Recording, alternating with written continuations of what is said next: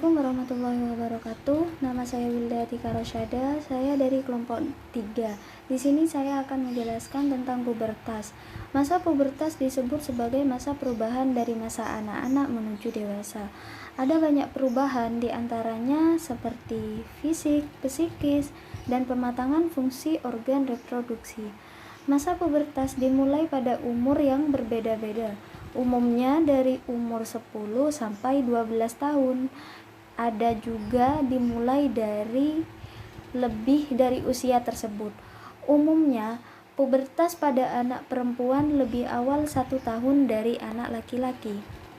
Ciri-ciri pubertas pada anak laki-laki: badan bertambah tinggi dan besar, otot dada dan bahu melebar, tumbuh jakun dan suara menjadi berat, tumbuh kumis, jambang, janggut, terkadang tumbuh rambut di area sensitif dan juga dada, mulai timbulnya jerawat, dan mengalami mimpi basah. Ciri-ciri pubertas pada perempuan: badan bertambah tinggi dan besar, pinggung melebar, tumbuh rambut pada ketiak dan di area sensitif, mulai berjerawat, dan mulai menstruasi. Masa pubertas tidak hanya perubahan fisik, akan tetapi juga perubahan jiwa. Contohnya, seseorang yang mengalami pubertas akan merasakan lebih bersemangat, lebih kreatif, senang berpetualang.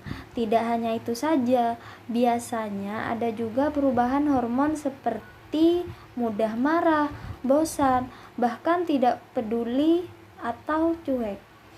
Bagi perempuan yang akan memasuki masa pubertas, penting untuk mengetahui tentang menstruasi.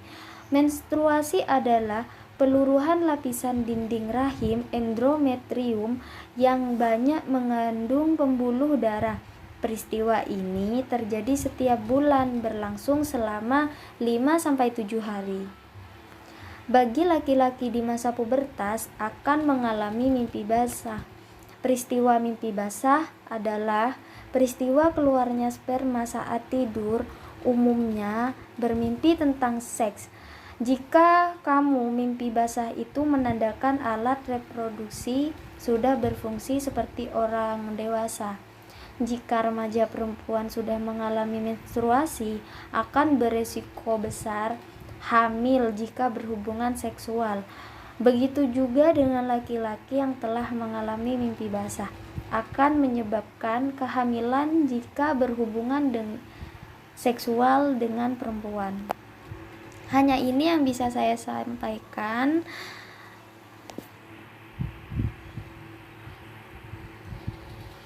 Oke, assalamualaikum warahmatullahi wabarakatuh. Saya Zali Fatuzaro. Di sini saya akan menjelaskan tentang tugas perkembangan didik di masa remaja. Remaja adalah masa peralihan dari anak menuju dewasa. Pada masa ini terjadi berbagai macam perubahan yang cukup bermakna, baik secara fisik, biologis, mental, dan emosional, serta psikososial. Semuanya ini dapat mempengaruhi kehidupan pribadi, lingkungan, keluarga, maupun masyarakat. Nah, ketidaksiapan remaja dalam menghadapi perubahan tersebut dapat menimbulkan berbagai perilaku yang menyimpang, seperti kenakalan remaja, penyalahgunaan obat terlarang, penyakit menular, seksual atau PMS, dan HIV atau AIDS, kehamilan yang tidak diinginkan, aborsi, dan sebagainya.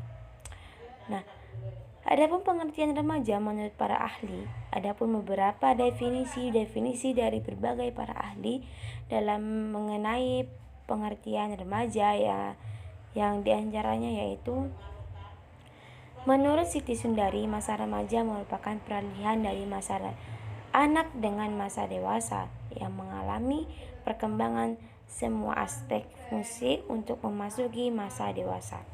Oke, nah di sini kan tugas perkembangan peserta didik di masa remaja. Masa ini merupakan segmen kehidupan yang penting dalam siklus perkembangan individu dan merupakan masa transisi yang dapat diarahkan kepada perkembangan masa dewasa yang sehat. Untuk dapat melakukan sosialisasi dengan baik, remaja harus menjalankan tugas-tugas perkembangan pada usianya yang baik. Apabila tugas perkembangan sosial ini dapat dilakukan dengan baik, remaja tidak akan mengalami kesulitan dalam kehidupan sosialnya, serta akan akan membawa kebahagiaan dan kesuksesan dalam menuntaskan tugas perkembangannya untuk fase-fase berikut. Assalamualaikum warahmatullahi wabarakatuh. Saya Muhammad Iban Wajir dari kelompok 3 akan menjelaskan tentang tugas perkembangan peserta didik di masa remaja. Masa remaja ini merupakan segmen kehidupan yang penting dalam siklus perkembangan individu dan merupakan masa transisi yang dapat diarahkan kepada perkembangan masa dewasa yang sehat. Nah, untuk dapat melakukan sosialisasi dengan baik, remaja harus menjalankan tugas-tugas perkembangan pada usianya dengan baik. Apabila tugas perkembangan sosial ini dapat dilakukan dengan baik, remaja tidak akan mengalami kesulitan dalam kehidupan sosialnya serta akan membawa kebahagiaan dan kesuksesan dalam menuntaskan tugas perkembangan untuk fase-fase berikutnya. Sebaliknya, apabila remaja tersebut gagal menjalankan tugas-tugas perkembangannya, akan membawa akibat negatif dalam kehidupan sosial di fase-fase berikutnya. Entah itu dapat menyebabkan ketidakbahagiaan pada remaja yang bersangkutan, menimbulkan penolakan masyarakat, dan juga kesulitan-kesulitan lainnya dalam menuntaskan tugas-tugas perkembangan berikutnya. Selanjutnya, William Kay, sebagaimana dikutip dari Utrecht Jajah, mengemukakan tugas-tugas perkembangan masa remaja sebagai berikut. Nah, yang pertama, menerima fisiknya sendiri, berikut keragaman kualitasnya, entah itu dengan segala kelebihan dan segala kekurangannya. Yang kedua, mencapai kemandirian emosional dari orang tua atau figur-figur yang mempunyai otoritas. Kemandirian emosional di sini yang dimaksudkan adalah merupakan aspek kemandirian yang berhubungan dengan perubahan kedekatan individu dengan orang lain, terutama di sini orang-orang yang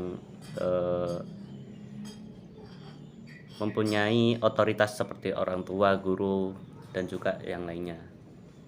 Nah, yang ketiga adalah mengembangkan keterampilan komunikasi interpersonal dan bergaul dengan teman sebaya, baik secara individual maupun kelompok. Yang keempat, menemukan manusia model yang dijadikan identitas pribadinya, yang dalam hal ini identitas pribadi pada diri remaja yang dimaksudkan adalah remaja itu sendiri yang menyangkut konsep diri, pekerjaan, dan perannya di masyarakat yang menjadikan keunikan seseorang, keinginan untuk menjadi orang yang berarti dan mendapatkan pengakuan dari lingkungan masyarakat. Yang kelima, menerima dirinya sendiri dan memiliki kepercayaan terhadap kemampuannya sendiri. Yang keenam, memperkuat self control atau kemampuan mengendalikan diri atas dasar skala nilai, prinsip-prinsip atau falsafah hidup.